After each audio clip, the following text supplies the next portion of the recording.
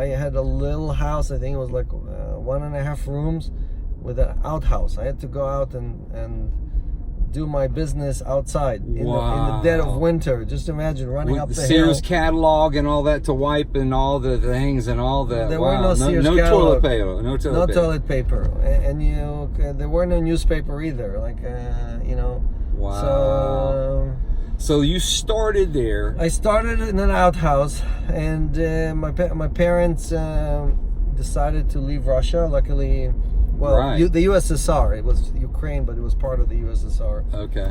And so we got to the border with our visa to leave the Ukraine. We were on our train to Vienna, and the guard on the Russian side, right? Yeah. Kind of checking everybody to make sure that no one leaves without permission, because people were trying to escape the Soviet Union. He grabs my toys. I had like. You remember this? Yes, like today. Oh, wow. 'Cause I only had 2 toys. Right? I had this little. Well, you're gonna remember those. Like a Lego, but it wasn't Lego. It was just pieces you could put together. Okay. And I had like a little bear, right? A stuffed bear, and he grabbed them, and he was like, "Hey, this is Russian toys. You don't deserve these." And he took all my possessions in like one sweep. Wow. And then we get to Vienna, and the conductor gets on the train, and he's like, "Everyone who's going to America, get off the train. Anyone who's going to Israel, stay on the train."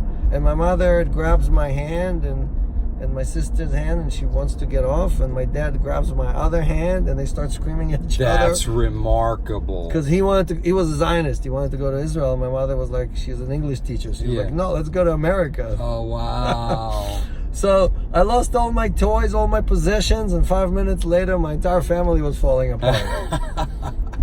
And wow. wait, you think that's the end? So she concedes, and we make it all the way to Israel. This is 1972. 1972. We land there. How old were you? Seriously, 3 months. I was 7 years old. All right.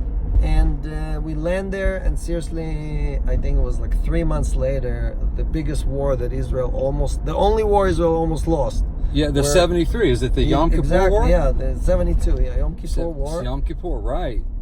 They cut you all off guard, man. Yes, but we showed up as immigrants. Yeah. And the town they put us is right on the border. So we were like front and center. Oh my! At the kibbutz or what? Yeah. So but north of Haifa. Okay. And so we went from, I went from losing all my toys, my entire family almost blowing up, to a battle zone. To a battle zone between 16 Arab countries and the little tiny state of Israel. God. And my mother like screaming at my dad, like, "What did you do? You're gonna kill all of us!" Right, of course, right. So that's my. So you get through that. You go to school. You were in the army. That's you were in the the silver IDF. spoon, right? You were right. There's the silver spoon for you. I don't know where I heard that online. Maybe a hater out there on you. I don't know, brother. But so I grew up with nothing. There we go. We got lights. I had to work for everything I ever made. My parents brought me up in a very frugal way. Yeah. I didn't even think about this concept that you can ask your parents for stuff, because I knew they didn't have anything. So okay. So everything I had, I made, and. So you get to the high school, you suddenly figure out you're a genius tech guy, and you create VoIP. What the heck? I wasn't a tech. How are you not a tech guy when you create? No, I was playing with tech every day. I would go to junkyards and buy equipment, just and naturally, and put together systems. I hacked a phone company in Israel. Nice. Got in trouble a bunch of times. A rebel. But I never went to school. Like going to school was optional. Really? So they threw me out, and I had to like graduate through like external exams and things like that. Wow! And then that's remarkable. Then I went to the military for 3 years. 3 years in the IDF. Yeah. And you say you were in some heat earlier. Yeah, I was. So it's funny because I was supposed to go to this special counterintelligence unit. Okay. In Jerusalem, famous unit, and I scored very well on my test, so the Air Force picked me and said, "You have great coordination, and your math is good. You're coming to be a pilot. You forget about this unit." Wow. And I was like, I don't want to be a pilot. That's like 7 years and commitment, right? And this and that. And I was like, no, I don't want to do that. I don't want to do it. So I was in the pilot program for I think 6 or 7 months. I flew planes, blah blah blah. And then I went to the commander and I said, look, I'm really going to be much better in this other unit that's counterintelligence. I know how to build things. I can hack system. I can do whatever they need done. So you're kind of a hacker at heart. Yeah, black hat. I was like hardcore hacker. Okay. How do you get into a system without anyone knowing that you're even there? Okay. And that just kind of, it was just so instead of sending me back to this special unit I was supposed to go to, they sent me to the front lines in Lebanon.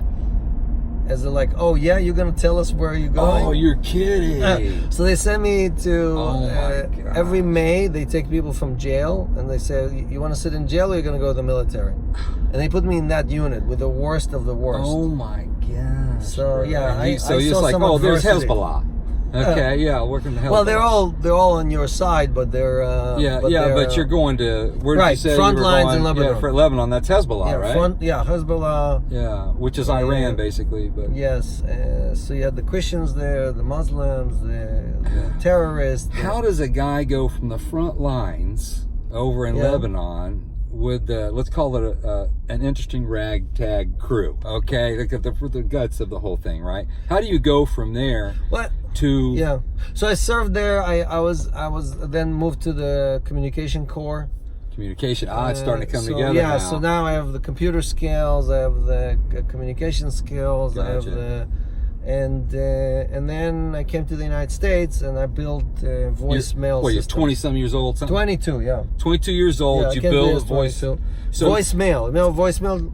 Yeah. Tell people what. At the tone, please record your message. Oh, okay. So I created some of the first PC-based voicemail system back in the late '80s, because I came here in '89. Right.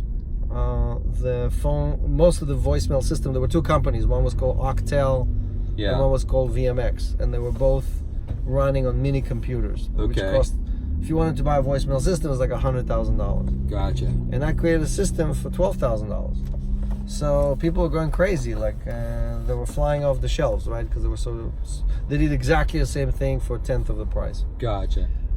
So when I saw the internet, I just put the internet inside my voicemail system and created voice over IP. I enabled, I cheated the voicemail computer thought it was just recording a message.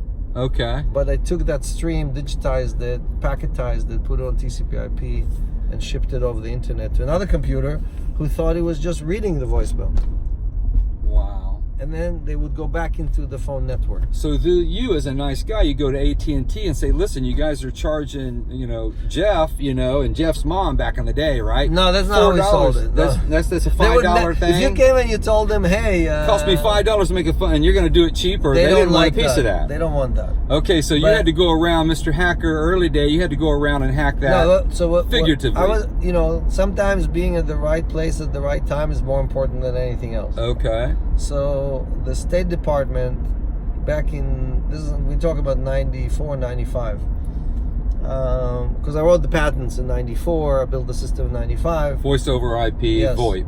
First VoIP gateway. So if you can talk on Skype and you can talk on basically using his technology every day, right? Yes. It's the same thing, just running on your phone instead of running on the computer on a PC. And my patent just expired. All my VoIP patents just expired in October of 19. You're still in the game though, because you're a VoIP guy. You say you take that VoIP situation, money over IP, and it's money over IP. Yes. Before we get into that, you talked a lot today about really the banks and how people don't really have an understanding of what they're doing. So if you don't understand what the banks are doing with your money, you can't really get ticked off about it. Exactly. So where do we go to find out? Or can you break down this is important, man. What the heck are the banks doing? Just run down a few schemes. Well, look and break it down, man. The banks are exceptional. So my Uber's going to understand. Talking that language. And you guys are talking that language. I didn't know what you say. Yeah. So a little more banks are institutions that are designed to extract value out of money. So they know how to take money, put it to work, and then make money on money. Just like all of us, right? We wake up in the morning, we drink our coffee, and we go to work, and we make money from labor, right? We convert our labor to money. Time for money, yeah. Right. Yeah. Banks don't use time for money. Banks convert money to more money, right? Gotcha. So they do that in the form of loans, in the form of creating money, right? They have a license. Banks have a license to create more money. Somebody said every dollar I have in my account, they can create 50 extra. Isn't that what Deutsche Bank was doing? Yeah, Deutsche Bank can create 50. In the US, most banks can do 10 or 12. So every dollar that I have in there, they can create 10 or 12 fantasy dollars. Yeah, IOUs. They create IOUs. And they can come to Johnny and loan him. They just say to the 25%, and they get all that profit. Yes. What you got going on is you give the profit back to your Celsius network. We're going to get into right. that So, in a minute. so banks, yeah. So banks make a lot of money with your money, but most of us don't understand how it works. So we think that. So you can't get. I gave them $100. How much money can they make on $100? Right. But they have 100 million customers. So do $100 on 100 million customers, and suddenly it's real money. Exactly. So what